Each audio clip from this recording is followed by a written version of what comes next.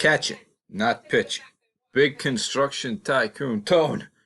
When Vito said he was greasing the union, who knew that's what he meant? Ha ha ha! Patsy, finding it hilarious.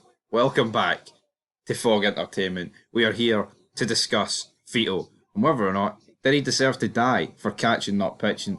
Now, obviously, it's not necessarily the fact that he was catching, not pitching. It's just more the fact that he dived into homosexual activities while being member of the mob. This thing of ours, this thing of ours. Now, obviously, what I don't get is it's like they try and put over the fact that it's all right if you do it in jail. So hold on, right? So Phil Leotardo spent 20 years in the jail. So let's say Phil Leotardo for 20 years straight, right? Instead of eating grilled radiator cheese, right? He was taking it and all to his possibilities, you know what I mean? He was catching, not pitching. Does he walk out, man, and just head to the throne of New York like butter wouldn't melt? Like, to me, it's a wee bit of a joke how Tony's like, it's alright, because there's no women allowed in there. Is it? Is it really alright? You know what I mean? Obviously they'll argue, but with Vito, he's got a wife, he's got a good mother, but, I mean, obviously with Vito, I mean, I get it, right? See, in jail, I did 20 fucking years. 20 years is 20 years, but I don't understand why in jail it's almost like okay. And then Tony was almost hinting at the fact here, you've got to do it, you've got to do it. I'd have done it, but here I was only in it for a short period of time. Doesn't really make sense for me. But we've got two poll options here, only 47 votes. No one wanting to weigh in on this controversial topic. But 30% in second spot, no. It was 2006 according to Tony, so Vito did not deserve to die.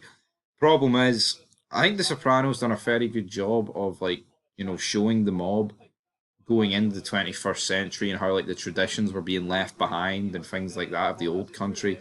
You see with Junior's generation, the singing, he can speak Italian, but the next generation coming through, they don't really speak Italian, but they still appreciate the things. And then the generations beyond that have just been so Americanized that they're not really Italian, and it kind of is like a dying art. It is kind of sad, but at the same time, if you fast forward 19 years to 2025, Vito probably is openly out of the closet and still in the mob. Now, I don't know what the mob does in 2025, but I wouldn't be surprised if this wouldn't be a killable offence. But the problem is, Phil Leotardo, I loved him like a brother-in-law. He wanted him gone. He wanted him dead.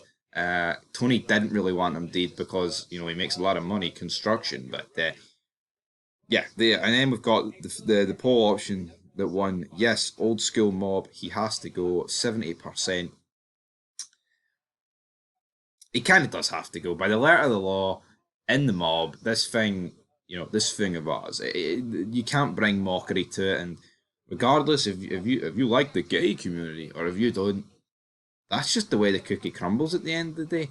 The old school guys did not sit with it. And I mean, I think probably the fair decision, right, would be just to completely and utterly take Vito and just put him at the organisation. Killing him, I mean, Phil, it's his brother-in-law. He's married to his cousin. Yeah, he besmirched the family name, whatever, but he's still a father to, your nieces and your nephews sort of thing.